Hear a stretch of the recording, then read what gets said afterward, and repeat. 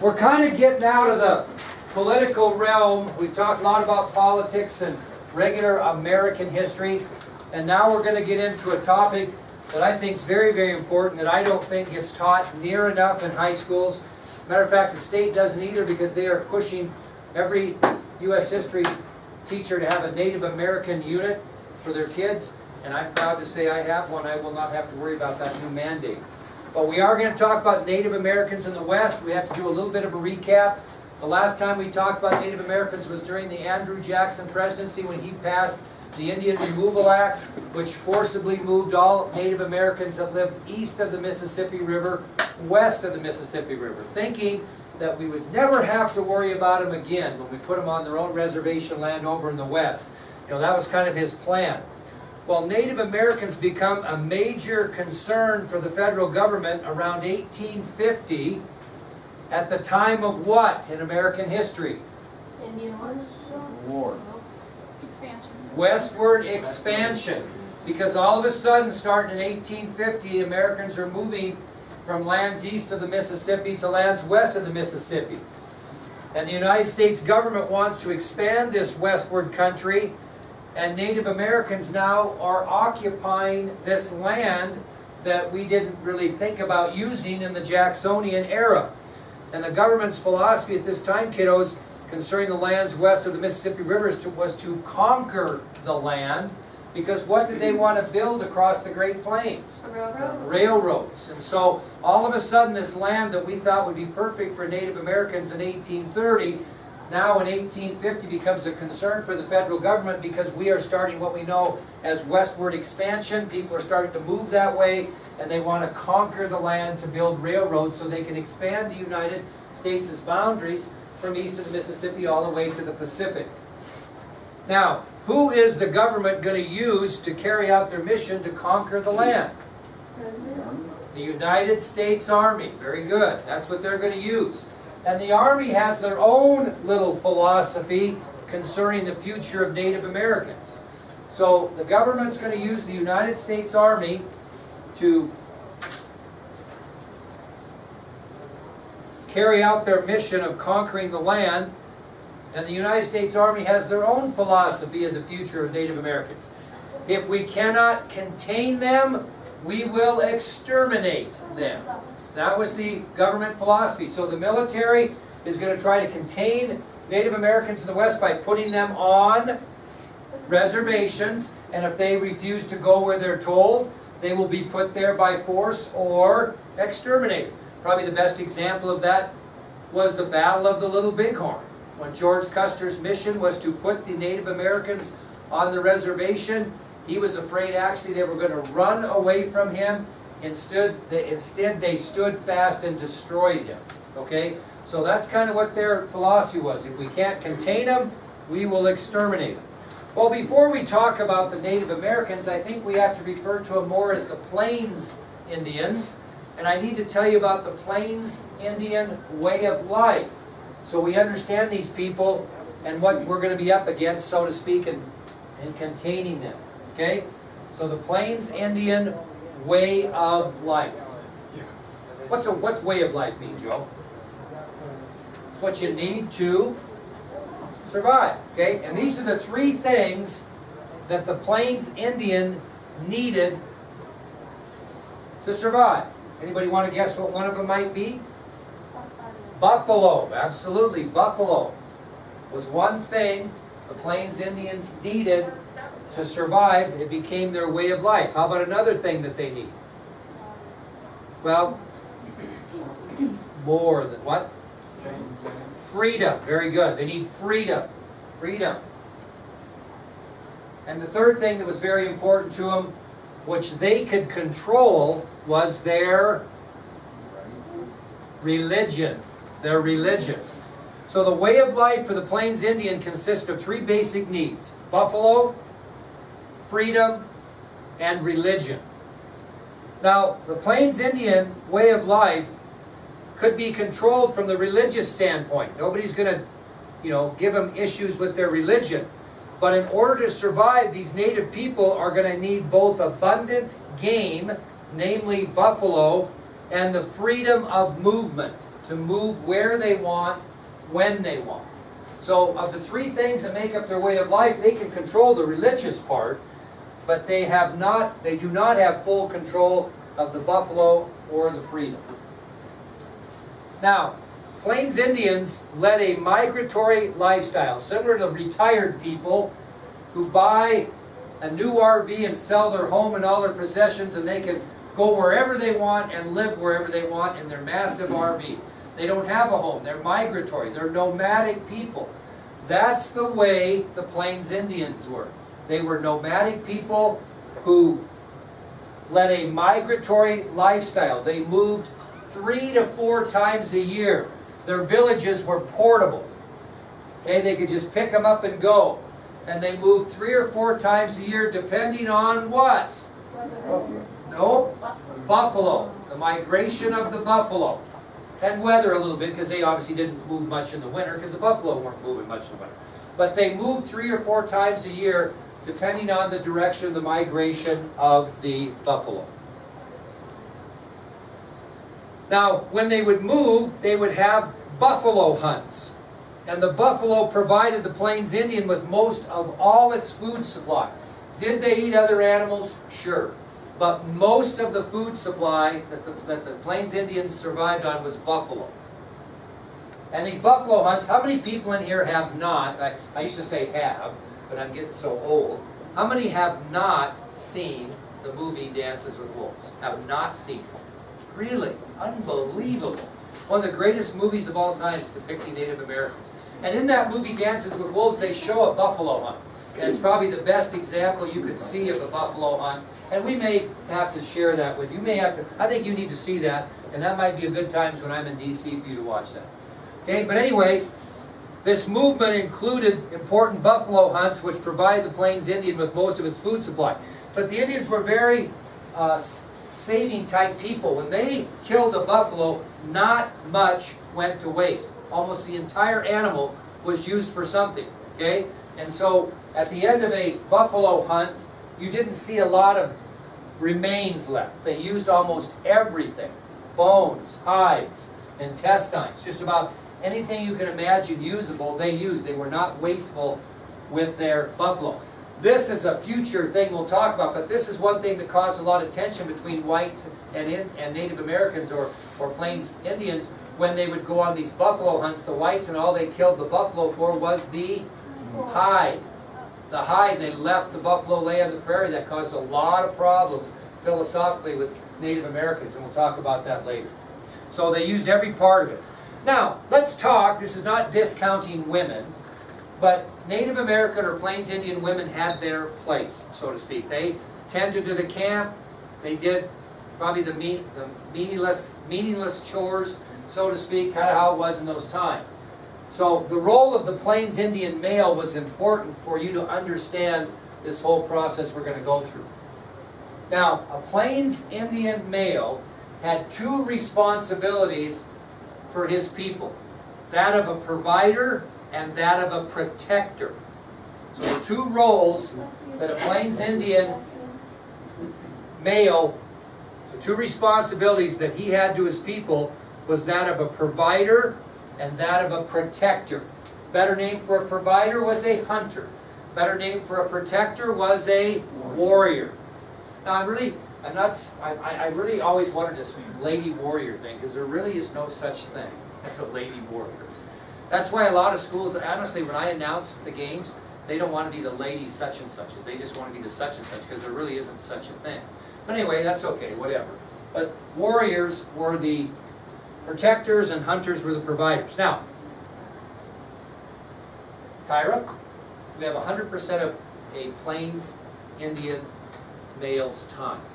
What percent do you think he spends as a protector, and what percent does he spend as a provider? Hunter or warrior? What would you say the percentage of 100%?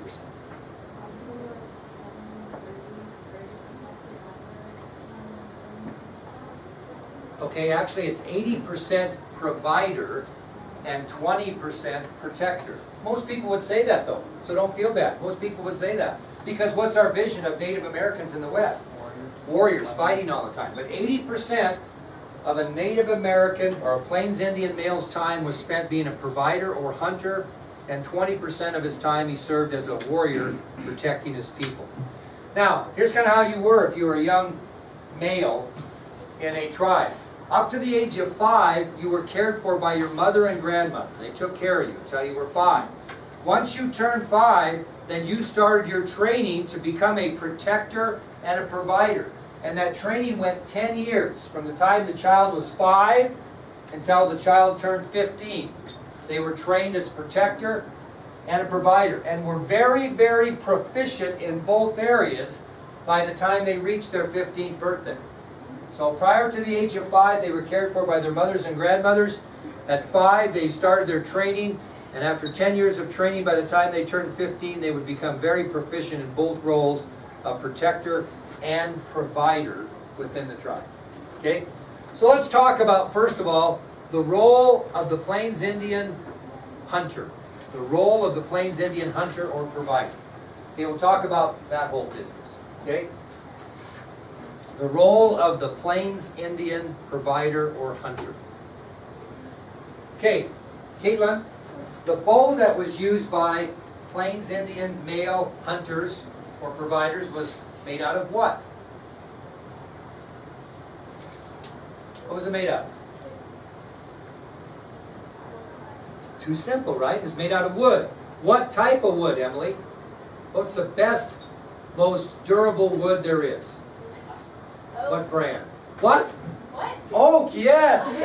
Oak, yes! So, a Plains Indian male hunter or provider's bow was made of wood, usually oak, shaped in what shape, Juliana? What was that bow shaped in? The shape of the new moon. Very good. Pretty good. Did you say that again? MVP of the day? The new moon. So, again, the bow used by the Plains Indian hunter was made from a very hard wood such as oak, formed in the shape of the new moon. David, what were the arrows made out of?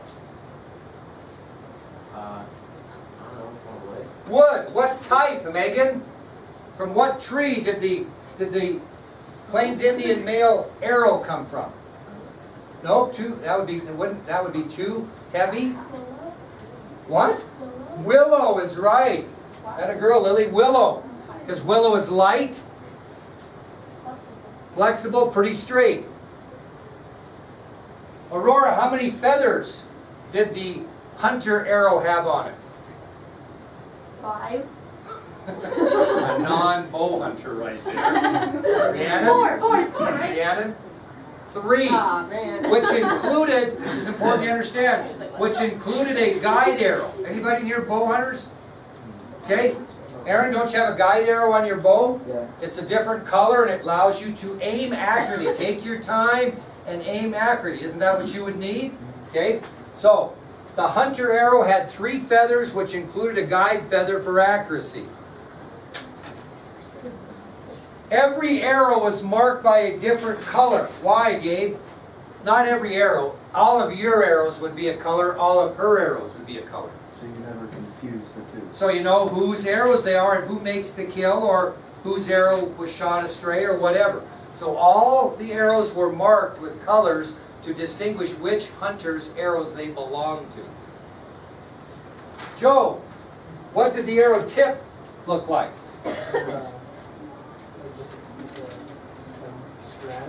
Okay, the first ones were made of stone. We all know what arrowheads are. But they later transgressed into metal. So they started with stone, but they transgressed their arrowheads into metal. Where'd that come from? Nick, where'd that metal come from that they made arrowheads out of? Anybody know? Good guess, but not true. Traders.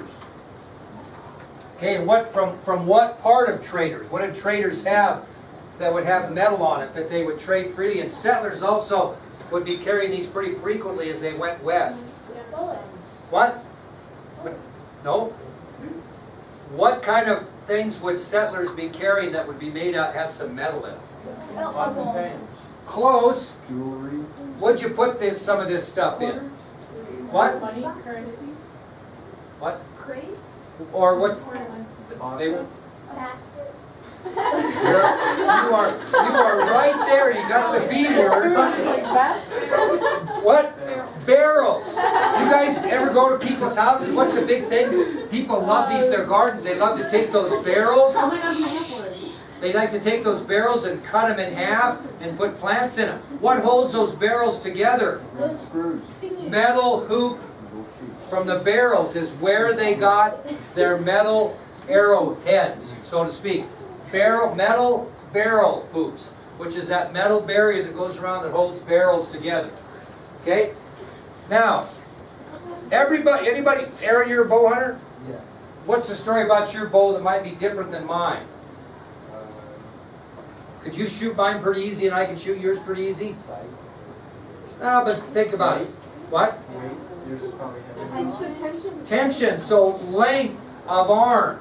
If I shot his bow, my guess would be I'd be like this, and if he shot mine, he may stick the arrow in the side of the bow. So what was the length of these hunter arrows? What was the length? They all had the same length, so to speak. Yes? Wasn't it your arm length and then halfway through your chest? He's very close. Elbow to the end of the finger plus a hand. That's how they measured their arrows. Elbow to the top of the finger plus a hand. So mine would be different than Aaron's, right? And that's good because Aaron's draw is going to be less than mine.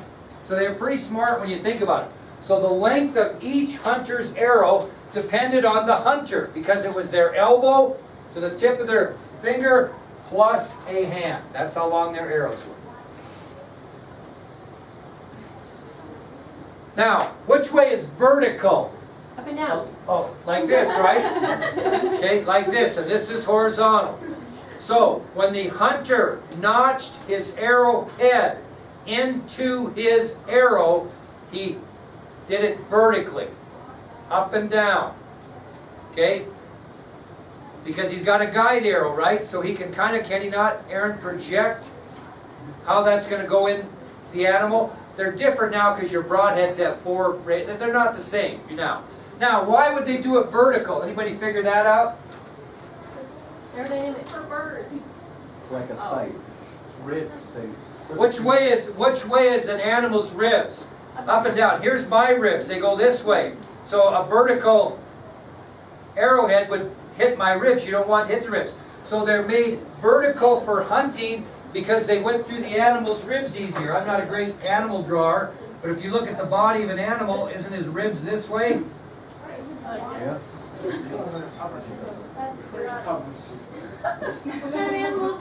Anyway, you have your arrowhead vertical, so it goes through the ribs. Okay? Vertical in the arrow. Okay, now.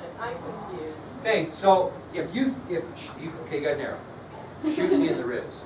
Okay, which way are my ribs going? They're going this way, so you're going to hit nothing but ribs. So I have to. Now, if you're an animal, your ribs are going the other way, right? So we'll get to the, we're ahead of the game. So if you were hunting a person, you'd want it horizontal, so it went through my ribs. But wouldn't you want I it? thought you meant like they had to shoot hairs. A lot of bow hunters in here. Anyway, back on task here. Now, the hunter also had to have different strategies during a hunt to kill buffalo depending on the situation. Now we'll talk about before they were introduced to horses, Native Americans or Plains Indians, hunters, hunted on foot. So they didn't do any different than Aaron does when he goes out. They put on disguises, such as the camouflage philosophy that we have today in hunting. So you can thank the Plains Indian male hunter, Aaron, for coming up with the idea to camouflage yourself before you go out hunting. So that was one strategy, is they use disguises such as the camouflage we use today. Now, Aaron, do you hunt much in deep snow? Not with my bow a lot. Why? Because you lose your arrows. Well, you could lose your arrows, but also it gets to be pretty tough trekking. But if you did, what would you wear to help yourself along?